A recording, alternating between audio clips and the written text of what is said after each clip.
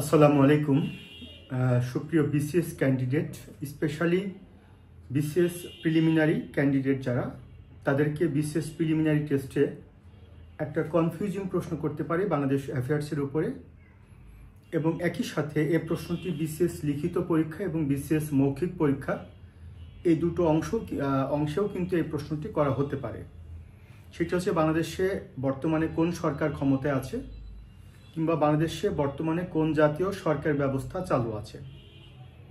এখন আজকে আমি যারা বিসিএস প্রার্থী, একই সাথে অন্যান্য সরকারি চাকরি প্রার্থী, তাদের জন্য যে প্রশ্নটি এবং তার যে অপশনগুলো রেখেছি, সে প্রশ্নটি হচ্ছে বাংলাদেশে বর্তমানে কোন জাতীয় সরকার ব্যবস্থা চালু রয়েছে। অপশন ক, অন্তর্বর্তীকালীন সরকার বা interim government, president form of government বা রাষ্ট্রপতি শাসিত সরকার, এরপরে যেটিকে বলা হচ্ছে মন্ত্রী পরিষদ শাসিত সরকার, এবং আরেকটা হচ্ছে তত্ত্বাবধায়ক সরকার। তো এই প্রশ্নটির উত্তর আসলে কি হবে? এই প্রশ্নটির উত্তর বেশিরভাগ প্রার্থী প্রথমটিকে আনসার করবে, যে অন্তর্বর্তীকালীন সরকার। তো আমি একটু সূক্ষ্মভাবে ধরিয়ে দিচ্ছি, এখানে আমাদেরকে প্রশ্নটি ভালো করে খেয়াল করতে হবে। প্রশ্নটি ছিল বাংলাদেশে বর্তমানে, এই বর্তমানে শব্দটি দিয়ে প্রার্থীদেরকে কনফিউজ করা হচ্ছে। বর্তমানে মূল প্রশ্নটা কিন্তু কোন জাতীয় সরকার ব্যবস্থা। তাহলে কোন জাতীয় সরকার ব্যবস্থা বা কোন ধরনের সরকার ব্যবস্থা, এই প্রশ্নটি যদি করা হয়, তাহলে সরকার ব্যবস্থা মূলত দু ধরনের। একটা হচ্ছে রাষ্ট্রপতি শাসিত সরকার ব্যবস্থা, আরেকটা হচ্ছে মন্ত্রী পরিষদ শাসিত সরকার ব্যবস্থা। আমি গণতান্ত্রিক সরকার কিংবা সাংবিধানিক রাজতান্ত্রিক সরকার, আমি সে প্রসঙ্গে যাচ্ছি না। মূলত সরকার ব্যবস্থা হচ্ছে, বিশেষ করে বাংলাদেশের প্রেক্ষিতে, একটা হচ্ছে রাষ্ট্রপতি শাসিত সরকার ব্যবস্থা, যেটি মুজিবনগর সরকার রাষ্ট্রপতি শাসিত সরকার ব্যবস্থা ছিল, এবং একটা সময়ে পরবর্তীতে স্বাধীন বাংলাদেশও কিন্তু রাষ্ট্রপতি শাসিত সরকার ব্যবস্থা গ্রহণ করা হয়েছিল। তবে বর্তমানে বাংলাদেশে প্রধানমন্ত্রী শাসিত সরকার ব্যবস্থা চালু আছে। তাহলে এখানে প্রশ্নটি হচ্ছে বাংলাদেশে বর্তমানে কোন জাতীয় সরকার ব্যবস্থা চালু আছে। সেটির উত্তর কি অন্তর্বর্তীকালীন সরকার, নাকি রাষ্ট্রপতি শাসিত সরকার, নাকি মন্ত্রী পরিষদ শাসিত সরকার, নাকি তত্ত্বাবধায়ক সরকার? কোনটি আনসার হবে? প্রথমত এই প্রশ্নে যে চারটি উত্তর আছে, সেই চারটি উত্তরের মধ্যে প্রথমে রাষ্ট্রপতি শাসিত সরকার, এই তথ্যটি কিন্তু হবে না, বা এই অপশনটা কিন্তু হবে না। এরপরে বাংলাদেশে বর্তমানে তত্ত্বাবধায়ক সরকার এই ব্যবস্থা চালু আছে বা তত্ত্বাবধায়ক সরকার আছে, এটি কিন্তু আনসার হবে না। তাহলে আনসার থাকবে কোনটি? অন্তর্বর্তীকালীন সরকার এবং মন্ত্রী পরিষদ শাসিত সরকার। এখন আসি অন্তর্বর্তীকালীন সরকার, এটিকে আসলে বাংলাদেশের সরকারের কোনো ব্যবস্থা না। বাংলাদেশের সরকারের ব্যবস্থা কি? সেটা হয় রাষ্ট্রপতি শাসিত সরকার ব্যবস্থা অথবা মন্ত্রী পরিষদ শাসিত সরকার ব্যবস্থা। যেহেতু প্রশ্নটি করা হয়েছে যে কোন জাতীয় সরকার ব্যবস্থা চালু আছে, তার মানে এখানে সঠিক আনসারটা কিন্তু এখানে অন্তর্বর্তীকালীন সরকার হবে না, আনসার হবে মন্ত্রী পরিষদ শাসিত সরকার।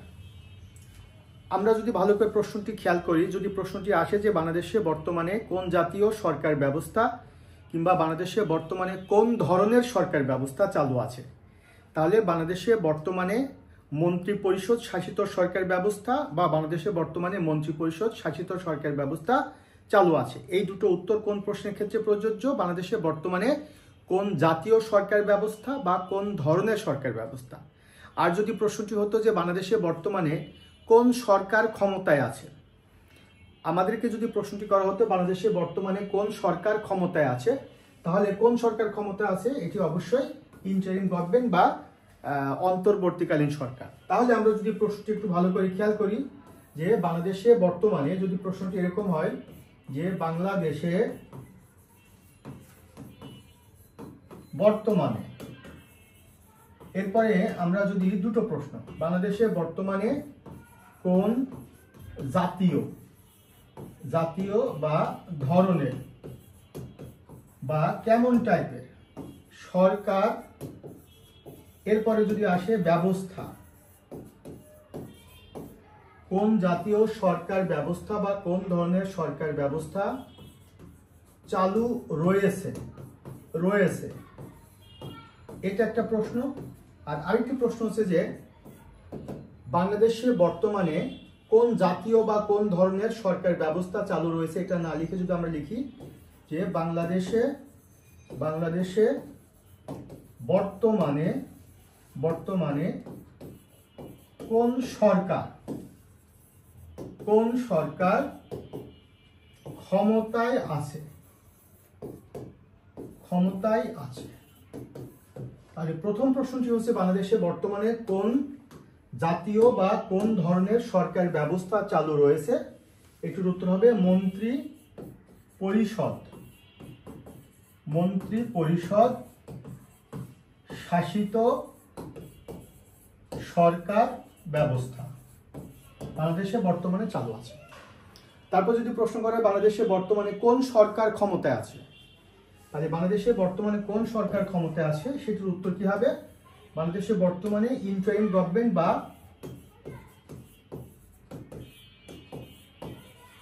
অন্তর্বর্তীকালীন সরকার ক্ষমতায় আছে।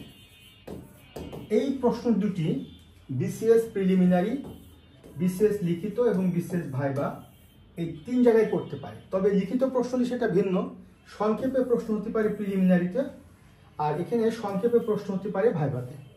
আমি বিষয়টা আবারও বলছি, বাংলাদেশে এই মুহূর্তে যে সরকার ক্ষমতায় আছে কিংবা বর্তমানে বাংলাদেশের যে সরকার বাংলাদেশ নামক রাষ্ট্রকে পরিচালনা করছে সেই সরকারটি তত্ত্বাবধায়ক সরকার না, সেই সরকারটি মূলত অন্তর্বর্তীকালীন সরকার। আর বাংলাদেশের যে সরকারি ব্যবস্থা বা সরকারের যে ধরন, এটি রাষ্ট্রপতি শাসিত সরকার না, এটি মূলত মন্ত্রিপরিষদ শাসিত সরকার।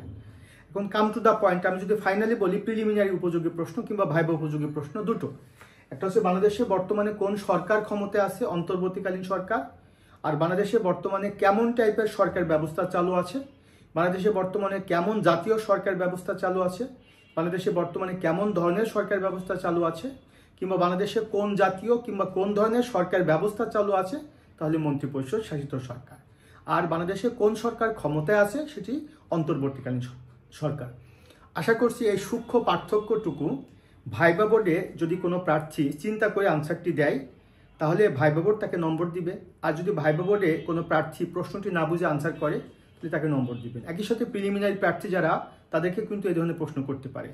তো আমি মূলত আজকে প্রিলিমিনারি এবং ভাইবা নিয়ে ছোট্ট একটি প্রশ্ন, তার একটা বিশ্লেষণ আমি আপনাদের সামনে তুলে ধরলাম। তো বর্তমানে আমি আমার ভাইবা ব্যাচে ভর্তি চলছে, 44তম বিসিএস ভাইবা এবং 45তম বিসিএস ভাইবা, একই সাথে 47তম এবং 48তম প্রিলিমিনারি কোর্সে ভর্তি চলছে। আমি প্রিলিমিনারিতে 70 নম্বর পড়াই international affairs, Bangladesh affairs, ethics এবং জিওগ্রাফি, এবং লিখিততে বাংলাদেশ ইন্টারন্যাশনাল এবং ভাইবা পড়াই। কাজেই যারা আমার সাথে যুক্ত হতে চান আমার অনলাইন কোর্সে 01712282980 এই নম্বরে আপনারা কন্ট্যাক্ট করবেন। সবার জন্য শুভকামনা। আসসালামু আলাইকুম।